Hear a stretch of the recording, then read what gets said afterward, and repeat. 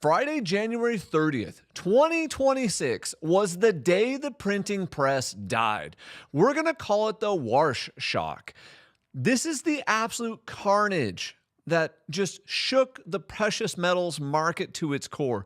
Silver dropped 31.4% in one freaking day. That's the biggest crash in 40 years. Gold then dropped 11%. This was $7 trillion in market value that vanished instantly in one day. And I want you to ask yourself, well, why did this happen? This wasn't just a market dip. This was a repricing of the debasement trade that's been going on here in the US for a while now. Investors realize that the easy money era is over, and this open-ended liquidity hit a brick wall, and the name of that brick wall is Kevin Worsh. So the stakes are simple. The stakes is everyone has been betting that the dollar is going to fall. And then Trump just nominated the man who wants to make the dollar the strongest force on planet Earth. And if you're on the wrong side of this trade, you won't just be losing money. You're literally going to back yourself into a corner and be obsolete. By the end of this podcast, I'm going to show you how the great bargain that Walsh made with President Trump to get his job, what that means, the data you're going to need to watch so you know whether your portfolio is going to crash or mortgage rates are going to go down, or if they're going to even stay high as the Fed cuts rates, and specifically how this relates to Washington State.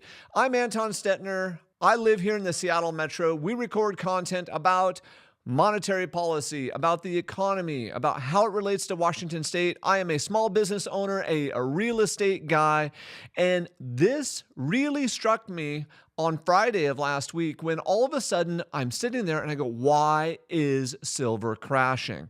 And I started answering these questions and I came up with, oh my goodness, Kevin Worsh, the new Fed chair, was the root of this problem. So let's get into that. So who is Kevin Worsh? Let's just go through kind of his professional pedigree.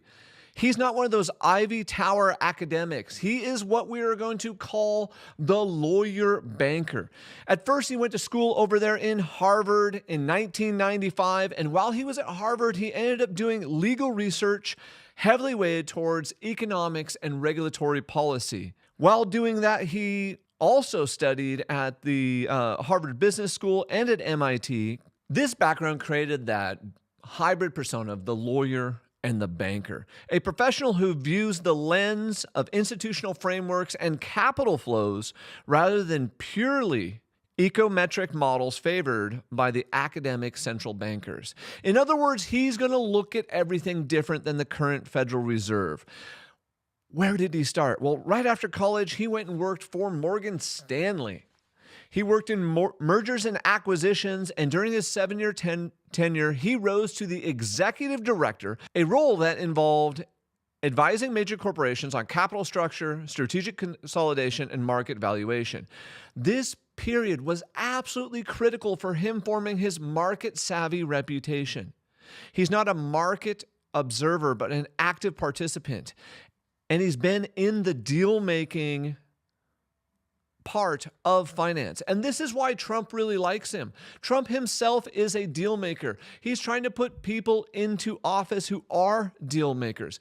But the issue is his history, how he's looked at things in the past. And we're going to get there as soon as we continue down the rest of this. Now, something fundamentally changed with Mr. Worsh in 2002, and we're going to come right back to that. But I want you to kind of keep that in the back of your mind. 2002 to 2006, he made the leap into public service. He worked for the Bush administration as special assistant to the president for economic policy and executive secretary of the National Economic Council. That is an absolute mouthful. And you go, wait a second, how did this guy from Morgan Stanley go all of a sudden to advising the president? We'll come back to 2002. So he served as the primary liaison between the White House and financial regulatory agencies. This gave him that firsthand experience about how the political plumbing of the American financial system was working. Bush then nominated him to be the youngest at 35 in the history of the Fed governor.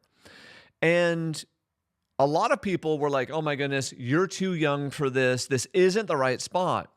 But under Bernanke, he was the chair at that time, Bernanke became to value Worsh as market savvy, with his ability to communicate to the Wall Street CEOs, a skill that became indispensable during the 2008 financial crisis. He literally built the bridge between the Federal Reserve and Wall Street and helped negotiate the deals to shepherd the Federal Reserve and our economy through that. In 2010, there was a vote for quantitative easing 2, or QE2. Quantitative easing is the money printing. It's when we used the money printing to buy treasuries and mortgage-backed securities to artificially lower their prices to insert liquidity into the market here in the United States.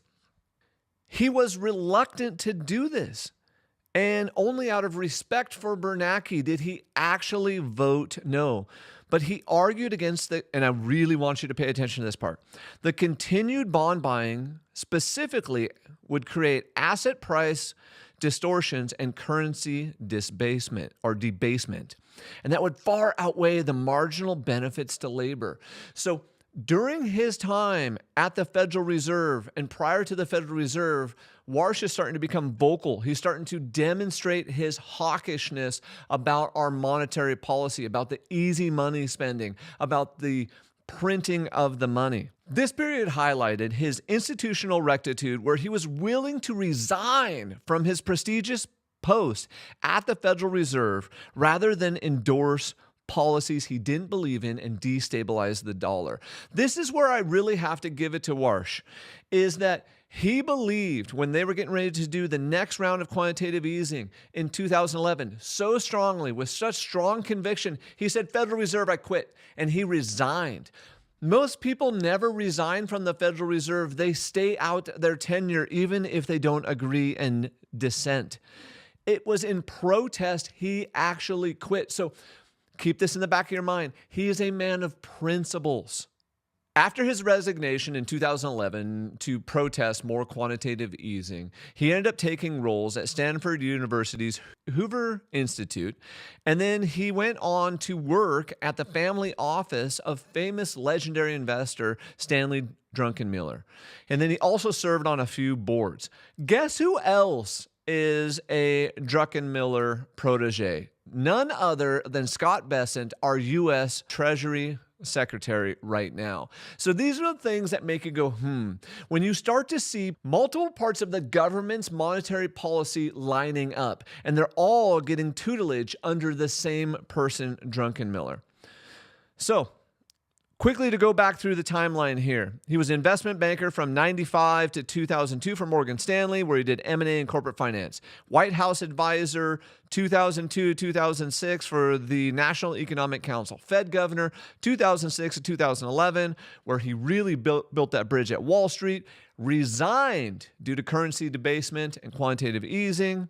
Then he went to work for academia and at the family office for Druckenmiller. And then now he's been nominated to the Federal Reserve chairperson. And you have to ask yourself, when you look at these, like, why is this happening? Let's go back to 2002 and let's put more connections together. In 2002, Mr. Worsh married Jane Lauder. And who is Jane Lauder? That is the famous granddaughter of the Estee Lauder companies. Estee Lauder companies did $15.6 billion in revenue last year. His father-in-law is Ronald Lauder. His wife is Jane Lauder. If he gets elected to the Federal Reserve as the chairman, based on his wife's net worth, which is estimated to be as high as $2.7 billion, he will be the most financially well-off Federal Reserve chairman ever. And then where did these connections come from? So remember, we're going deep. We're going back into 2002 here. Ronald Lauder, his father-in-law, was classmates with Donald Trump at Wharton. They've known each other literally since back in the day. And then reportedly in 2016, Lauder was described as a confidant to Trump, and then notably, it's reported that Ronald Lauder was the first individual to propose to Trump that we need Greenland for national security. We did a whole other video. All of our subscribers know this, about Greenland, about how we went to Davos and we were talking about national security and we turned up the heat. But really, that was about protecting our tariffs. Greenland just happened to be a pawn in the middle of that, but that was more about tariffs than about national security. Go watch that video if you need to learn more about that. One thing I want you to ask yourself, and one thing I want you to think about, or maybe even drop in the comments, is Worsh getting all of this opportunity because of the family he married into? Is this opportunity being created because of their political donations? You have to ask yourself, this guy's had a just meteoric career, just rocket ship. Is it because of who they're connected to and the political parties they're donating to? I don't know. I'm just speculating. And in our videos, we track the power players. We're talking about what the mainstream media isn't talking about, what they're ignoring. If you want to know what the top 1% are doing before they do it, hit that subscribe button right now so you can follow along. That way we can be here in this journey together. All right, back to Worsh. He's an elite insider, but he's also a reformer. And this is where it gets interesting and crazy and starts to head us over to the silver debacle. And he's about to perform this regime change to the most powerful central bank in the world. To rehash, who was Worsh up against? The rivals, Kevin Hassett. Kevin Hassett is known as the dovish loyalist. He was seen as too close to Trump, too much on train Trump, on the Trump agenda. President Trump came out the other day and said, Kevin, my man, we love Kevin. Kevin's a good guy. We got to keep Kevin where he is. Can't take Kevin somewhere else. But the reality is Kevin was not a strong enough candidate. So the bond market and the stock market was rejecting him. The world was rejecting him because he was too much of a Trump shill. Next, we had Chris Waller. Now, Chris Waller was my own personal favorite for chairman, because Chris Waller, out of these listed candidates, in my personal opinion, was the most brilliant of them. He's very good at communicating. He can then communicate, but also clarify with the data. He's what you would call an institutionalist. He was a safe, data-dependent choice. But he was also viewed by some as possibly more of the same and not the regime change. But he was possibly viewed by some as more of the same and not the regime change that the Trump administration is looking for.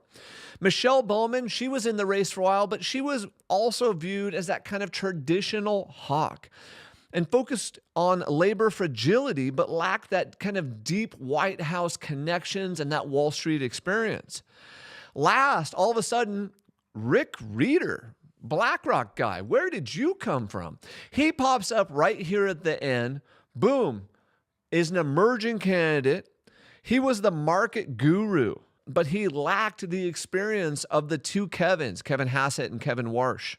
But he would have brought a very unique experience, because what a lot of people forget is during the great financial crisis, who did our Federal Reserve work with? Our Federal Reserve worked directly with BlackRock during the great financial crisis. They were almost like the fourth branch of the government.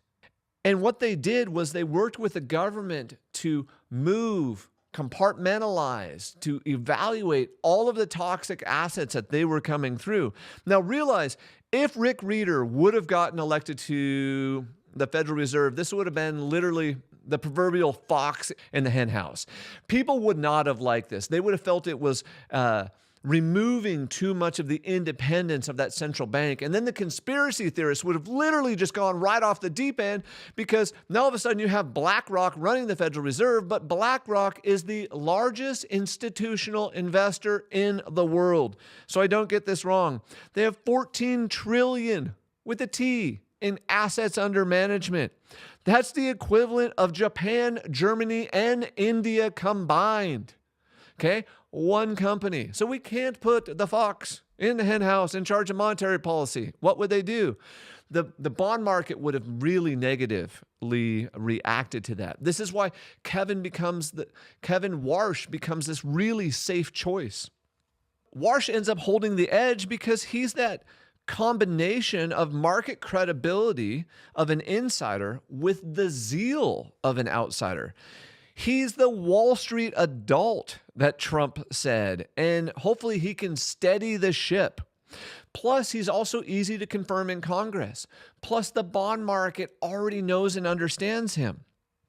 So he beat the loyalists and the academics because he brought something new to the table, and we're calling that the Worsh Doctrine.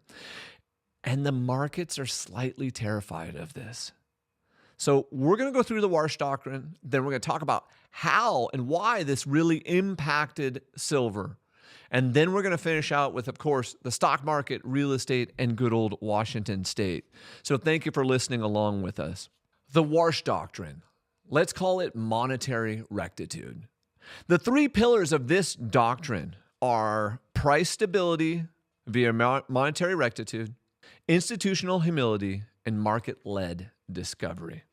Worsh believes that anchoring inflation expectations requires a strict limitation of the money supply, and he rejects the data dependency model, arguing that lagging government data is less reliable than the real-time market signaling. Worsh, buddy, I totally agree. All you have to do is go look at Trueflation right now. You can see that inflation on Trueflation, which is real-time market data, thousands and thousands of metrics instead of the Fed looking in the rearview mirror. You can see there when you look at Trueflation that right now, inflation in the United States is below 1%. Now, also keep that in mind because we're going to get into how he plans to walk this tight line with President Trump.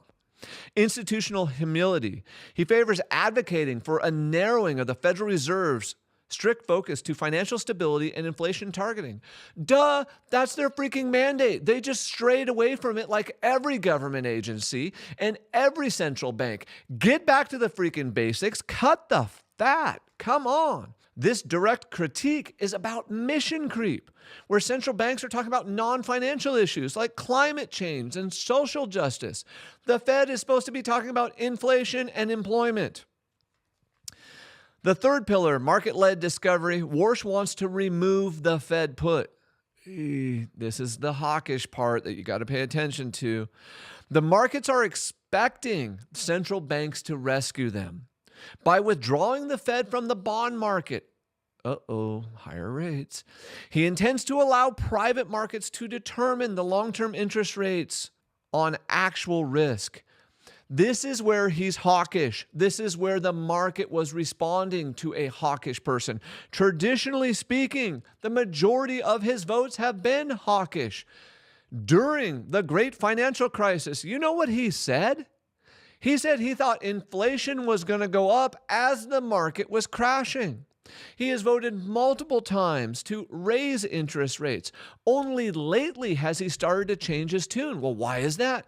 Maybe he was interviewing for the job to be chairman of the Federal Reserve, and maybe he was changing his tune so that Trump would give him the look. Now, some of this stuff that Worsh talks about, though, I just really, really agree. I'm just not sure that America is willing to swallow this pain. And I believe him and Trump are striking a separate deal. That's why we're going to run into Worsh 2.0, and we're going to see him perform differently here in the future. So he talks about this idea in his doctrine that inflation is a choice. And the cornerstone of his theory is the conviction that inflation is not because or an accident of tight labor or high growth, but it's a result of policy decisions. And the cause that he is talking about is something we've talked about many times. Inflation occurs when the government spends too much and the central bank prints too much money. Duh. We were talking about this in 2020 when they turned on the inflation printer. The solution, Worsh's primary policy, is to run the printing press a little bit less. Now, you have to understand, they can't just completely shut it off. They have to taper it down. We have to get the market that is addicted to the cheap money. We have to slowly wean them off it. He's also going to be real hawkish on the Fed's balance sheet. So Worsh, during his term, when he was a Fed governor and when he left the Federal Reserve, has been the most vocal critic of the Federal Reserve's current $6.6 trillion balance sheet. He believes that this is a distortion of risk. And amazing when you really dig into this. He views these large-scale asset purchases as a distortion that is artificially depressing borrowing costs and encouraging fiscal responsibility. So understand, as the Fed has printed money, and they've used that money to buy mortgage-backed securities and to buy treasuries, it has artificially lowered interest rates. You should have never seen mortgage rates in the 3s and in the upper 2s. The only way that we could do that was the Fed distorting the market, which is creating additional risk. He wants to minimize the Fed's footprint, where the Fed will own as little of the national debt as possible, which allows the market to restore its ability to properly price the risk in. His intention is then to kill the Fed put. He's not going to jump in like Powell or Bernanke to just immediately save the market. You have to understand this. We have to start planning our financial future, that the Fed is not necessarily coming to immediately save us. Now, you're probably asking yourself, hey, Anton, if he's so much of a hawk, why did silver and gold just experience that freaking historic meltdown? Let's look into the mechanics of what I'm calling the Worsh shock. So part 4 here, the Worsh shock. Why precious metals freaking melted down. My father-in-law and I have been talking about precious metals since I was 16. I met my father-in-law when I was a young man. I went to work in his restaurant before I even met his wonderful daughter, which then became my wife.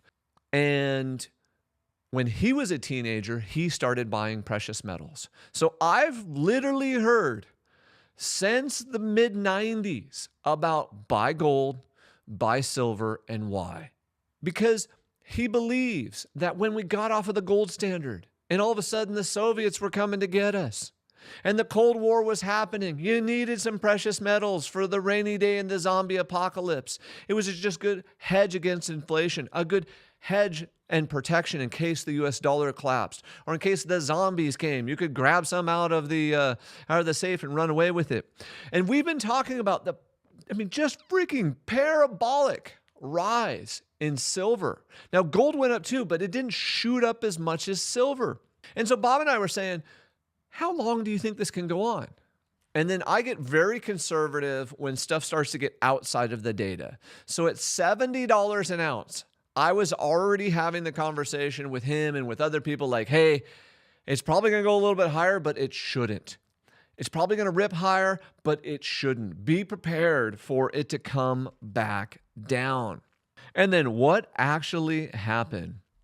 To understand the magnitude of this event, this was the largest single-day precious metals decline since the Hunt Brothers silver collapse in 1980. The silver collapse, the devil's metal. Do you know why they sometimes call it the devil's metal? They call it that because you need to be prepared for it to betray you and collapse on you. It's literally how it got its nickname. It plummeted on Friday 31.4% in a single day to close at $78.53 an ounce. Just 24 hours prior, it had been trading above $121. Gold is also not the ultimate safe haven either. Gold dropped 11.4%, closing at $47.45 an ounce, a staggering $600 loss per ounce in one session. It had reached the all-time record of $56.08 just the day before. How much money was wiped out as Worsh came on the scene? My brain was like, what just happened? And I'm getting text messages about it. And when I start to get messages about it and my brain goes, what? Then we start telling the story for you, for our listeners, our subscribers. The combined market value of gold and silver that they lost was $7 trillion. And some estimates that the total liquidation, because it has a cascading effect, reached as high as $15 trillion, which is equivalent to nearly half of our US GDP. Gone, just like that. So it returned to reality. Now, this is where paying attention to history, paying attention to markets, understanding how markets work, allow you to see these things coming. Before the shock, silver had surged 278% in 12 months. That is parabolic. That is impossible to sustain. When you see something moon like that, and there's nothing behind it, and everyone starts talking about it, and people start texting me and sending me social messages, should I buy silver? I said, you should have bought silver. We buy silver regularly, but when things go parabolic like this, we stop and we wait for the crash and the pullback. In February 2026, as we're recording this, bargain hunters stepped in as it started moving towards its long-term average. And now that new range is $70 to $90, with gold probably in the $4,800 to $4,900 range. All right, here's the silver chart over the last year. You can see right here, started the year at about 28, peaked all the way up there, just over 121. And when you start to see something just really go, just parabolic like this, know that this has to come down. This right here is November at $49. And when things come down, what's very interesting is the retail investor, the people who don't play this game on a regular basis, they are like, oh, I'll buy the dip. But here's most likely what's going to happen. Look, it came down to there. It's going to pop back up to there. And then it's probably going to retrace again, even lower. That's kind of that natural S curve. It's trying to get back to this long-term moving average. That's the 100 simple day moving average is the blue line, the 200 is that one. But, a lot of people are believing it's going to end in this kind of 60 to 70 range, maybe 80, but it can't stay up here. And gold showed you the exact same pattern. Let's go look for the beginning of the year. About right there, and you're about 2,500. Peaks over here, shows that exact same pullback pattern. So as it pulls back, people step in, they buy the dip, boom, the dip gets bought, it pulls up again, and then it's going to pull back towards this long-term moving average and settle somewhat lower. And none of this is financial advice. Do your own due diligence, but you can clearly see what's happening with silver and gold right in the charts. As you can see from looking at the charts that we just showed you of silver and gold, everything always returns to its long-term average when stuff starts to get way out of alignment and everyone's talking about it. And it starts to go up in the media, it starts to go up in the news, and the greed and the FOMO kick in is when you are a seller, not a buyer.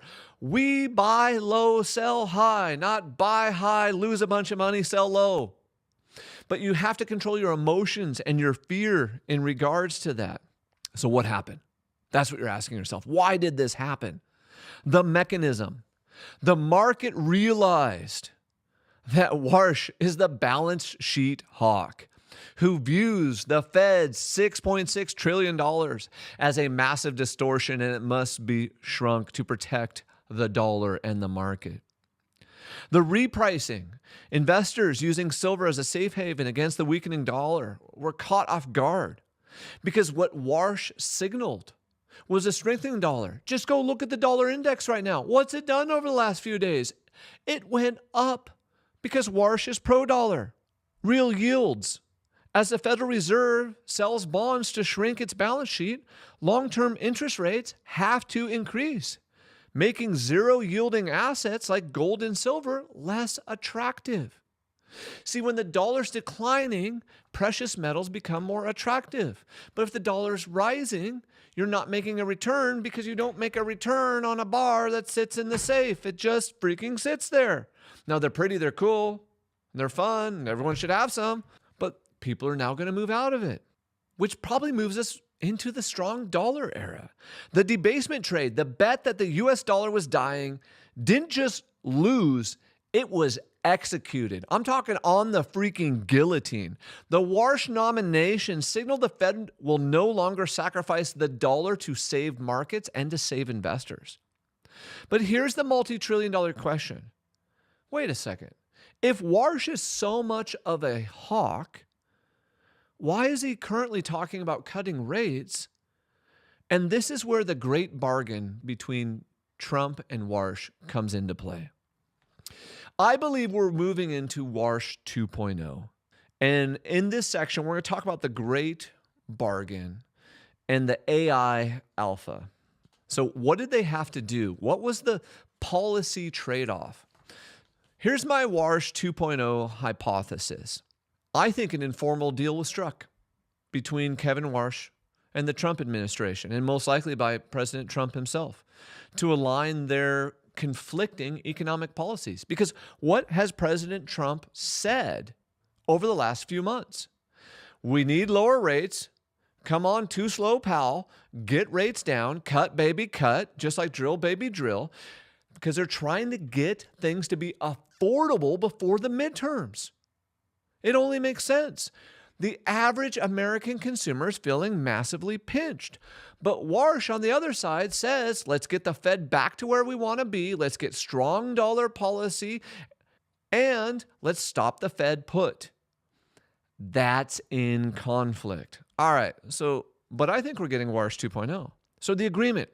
Worsh likely, this is me speculating right now, agreed to support President Trump's demand for lower short-term interest rates to stimulate economic growth and to ease this borrowing cost for consumers. The kickback. In exchange, the White House would probably provide the political cover for Worsh to pursue his dream. He's been very vocal about this, of aggressively shrinking the Fed's balance sheet from the $6.6 trillion. And so the outcome is this grand bargain that allows Trump to claim a political victory on interest rates while Worsh gets to save the monetary rectitude by reducing the central bank's footprint in our economy and killing the Fed put. How is he going to do this? What's the logic behind it? The AI alpha, the theoretical shield, this is what he's using to run cover. So to justify this pivot without abandoning his principles, Worsh has adopted a narrative about artificial intelligence as a massive anti-inflationary force. Worsh is arguing that we're going to see massive productivity gains, and this surge in productivity, which is driven by AI, will allow the economy to grow rapidly without triggering price increases typically seen in a tight labor market. And if you look at where GDP was growing in Q4 of 2025, holy Toledo. And if you look at the projections from the Atlanta Fed of where we're going to grow in Q1 of 2026, you might see a 5 handle on GDP. That I would have never thought I would see that in my lifetime. 2 is cooking. 5 is like a developing country. So you got this kind of like hawkish, dovish mix that really can appeal to a wide swath of people. And the belief serves as the intellectual foundation for his current stance.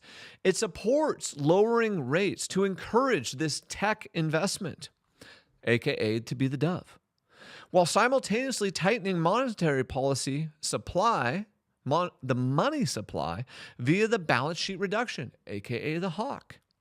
So this shift in dogma was seen in 2025 in an op-ed where Worsh specifically questioned the dogma that high growth is inherently inflationary, making a sharp departure from where his views were during the great financial crisis when he was so passionate about it that he actually quit the Federal Reserve because he feared that the inflation was going to get out of control during that time, even though it was massive economic instability. So now we've got a political pivot. So the critics, the high-profile senators, have noted that this evolution may be as much about his political survival as about economic theory. This is a regime change rhetoric. Worsh has adopted Trump's rhetoric. The regime change at the Fed has to happen. He's been publicly criticizing Jerome Powell for failing to reach the inflation targets, for focusing on non-financial issues like climate change and social issues. The tariff nuance. Unlike traditional hawks who fear the tariffs would reignite inflation, Worsh 2.0, his views are they're a one-time price change, and the Fed should effectively look through that data. So he's cutting short-term rates, but selling off the bonds that control your mortgage. This could create a massive yield trap where short-term debt is cheap, but long-term projects like building a home here in the Seattle metro could get infinitely more expensive. Next, we're going to look at why this specific trap could make Washington State ground zero for the Worsh era and the data you need to pay attention to so that you don't get caught off sides and so you can take advantage of this. All right, part 6. Real estate, the stock market, Washington State, and the trap. The mortgage trap, why lower rates is a lie today. Once again, everything could change. This is why you have to subscribe and hang out with us. The biggest trap for real estate investors in 2026 is the disconnection between the federal funds rate and mortgage-backed securities.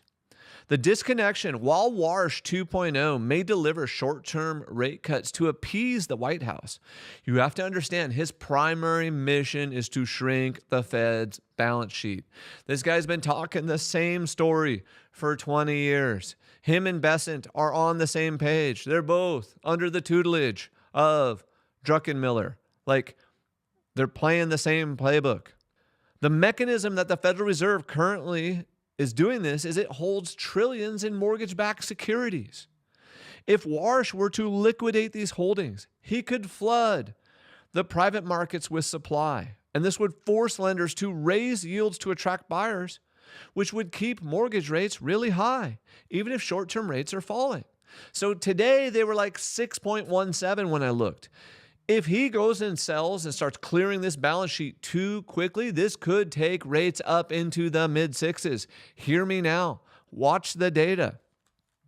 The result, we could enter a regime where it's maybe like cheap to buy a car and use a credit card, but home ownership is just out of reach for so many Americans because the Fed is refusing to lower rates. We also have to look at the death of the Fed put. So the stock market is now facing what's called a deleveraging trap. Worsh is attempting to wean the markets from the Fed put, from, oh, the Fed's always here to save you. We're going to remove that uncertainty. Valuation pressures for high-tech, high-growth stocks are all based on what are called DCF models. That is discounted cash flow models. When Worsh shrinks the balance sheet, long-term interest rates, the discount rate, rise, which mathematically lowers the present value of future tech earnings. Let me try to say this again in English. If Worsh sells a bunch of bonds and mortgage-backed securities, it becomes more expensive to borrow. If it becomes more expensive to borrow, these tech companies who are spending the most on CapEx ever building these data centers cannot keep spending that money, which slows down their growth, which slows down their hiring. Also, he's going to remove the safety net. So for a decade, investors have relied on the Fed put. The idea that the Fed would print money to stop markets from crashing. And Worsh wants to replace this with this institutional humility, meaning the Fed will let the market correct itself without intervention. So I want you to think about this, is the S&P 500 is currently being massively propped up by the Mag 7. And matter of fact, even just the top 20 in the S&P 500. If monetary policy is causing us to have more expensive money, the Mag 7 pull down, which pulls down the S&P 500. It also makes it more expensive to borrow against real estate, to go buy real estate, to go build real estate, which could lead us to Washington State being the potential ground zero for the Worsh shock. Because of our economic pillars here in the Seattle Metro and Washington State, we're so uniquely vulnerable to Worsh's strong dollar policy. Let me give you some specific examples. Boeing, the cornerstone of Washington's economy, is supporting over 194,000 jobs here in Washington State. $71 billion in revenue. A strong dollar makes a Boeing aircraft internationally more expensive. Then it allows competitors like Airbus over there in Europe to grab some of that market share. If Worsh's policies keep the dollar at record highs, it directly threatens manufacturing here in the Puget Sound. What else do we have? Well, we've got a massive tech concentration. Seattle, we're the home, the mothership for Microsoft, for Amazon. This is where they were started, but we've got a bunch of other tech companies here, Facebook and Google and blah, blah, blah. And as these companies face discount rate pressure, their local wealth is tied to stock options, which can cause a contracting. I was looking at something that was saying, because Amazon just did a bunch of layoffs, the median price for the Amazon workers that probably received those layoffs is like $220,000 a year. Well, that's a high paying job. And if their stock goes down, where does that hurt us? That hurts us directly in that kind of luxury real estate market, in the waterfront home market. So I'm talking, think about Bellevue, Kirkland, Redmond, Seattle. Think about around Mercer Island. Think about like even around Lake Stevens. Think about around Lake Tapps. Think about the Puget Sound there in Everett, in Mukilteo, in Edmonds, in Tacoma. That saltwater. These could be greatly affected if Worsh's policy becomes too strong for the dollar. And because Seattle has one of the most expensive housing markets in the nation, P.S. I try to fight this on your behalf all the time, Washington's policies will just further increase Washington State's affordability crisis. And it's going to prevent some of our local economic growth. Well, what would be a factor of that or a byproduct? It would force rent growth. If there's less demand for housing, more demand for rent. One thing that's very interesting is actually how well the market is starting off in 2026. Mike Simonson from Compass was talking about how nationally we're seeing a 5% growth in sales. And so I went and checked the data here locally. King County pending sales, aka stuff that's already gone under contract, was up 4.6% in January. So we saw about the exact same numbers.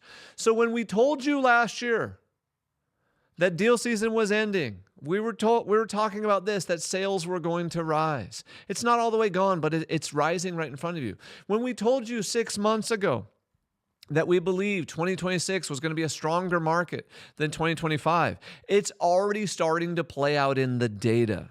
I love this. You can't make this stuff up.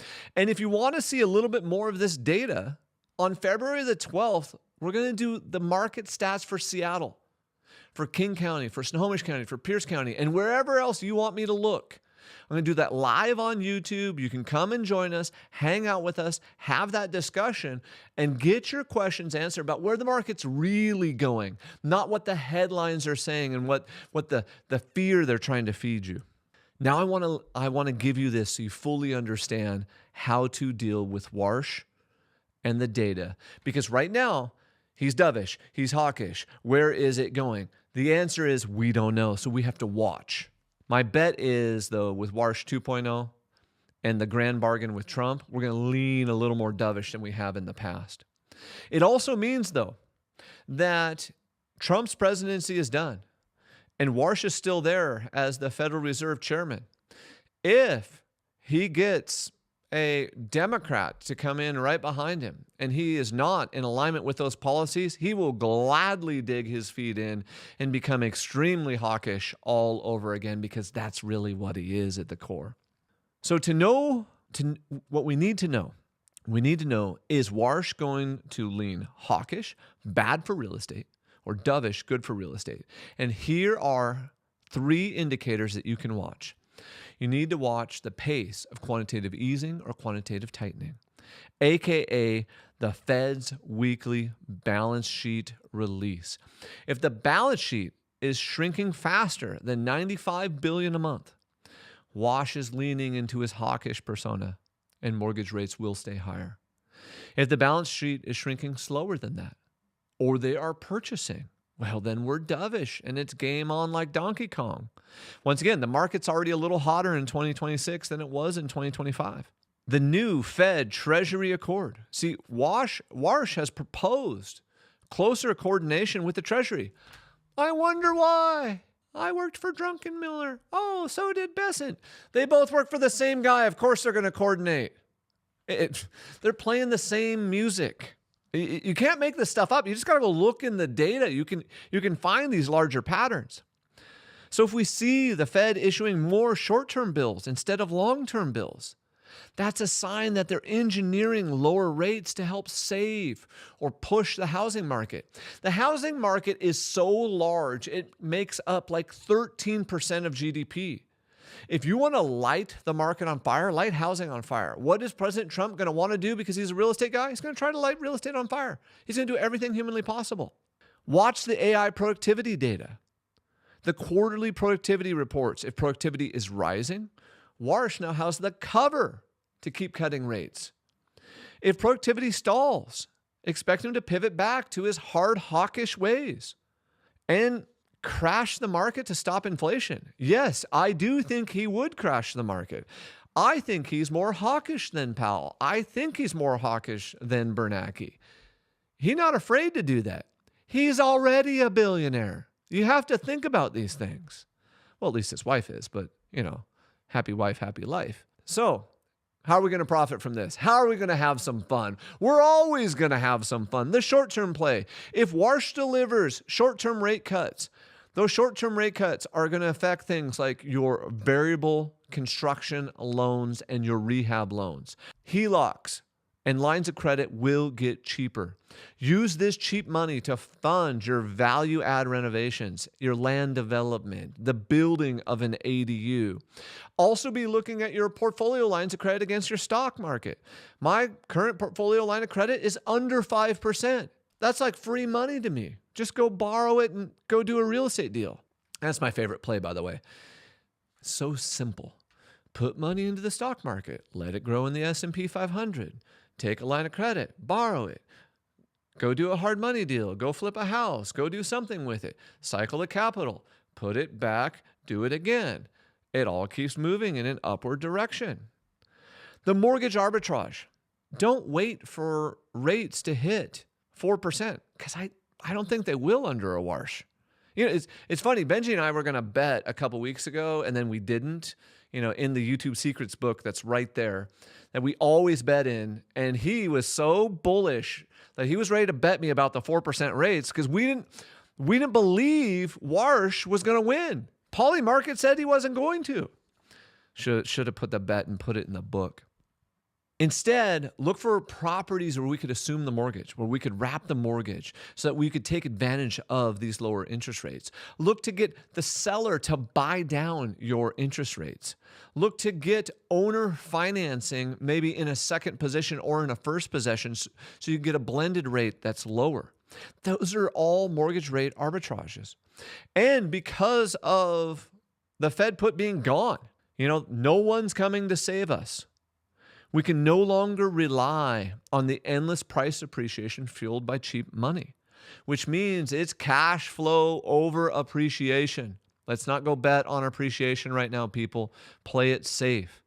Only buy assets that cash flow day one. The game has changed. We're moving from the buy and hope market to a plumbing and cash flow market because our new Federal Reserve Chairman, Kevin Worsh, He wants to change the plumbing of the Federal Reserve. He wants to change how monetary policy has been working. He wants to change how the Federal Reserve is involved in our political system. In the previous easy money era, the market was driven by this massive liquidity and knowing that the Fed put was going to be there, and that caused constant appreciation. In the Worsh era, that safety net is currently gone. We're going to follow the data together, though. And so the shift has to focus on the internal mechanics of the deal. If you understand this and how to watch if Worsh is manipulating the Fed balance sheet, you can find deals and know when to buy deals when everyone else is just waiting for the rate drops that aren't coming. And we can help you find those deals. So don't get caught in the Worsh shock. Stay educated. Follow us along for more. Stay liquid. Buy only good deals that make sense on day one. And we can help you with that at resg.com. And we'll see you in the next one. Thanks for hanging out with me.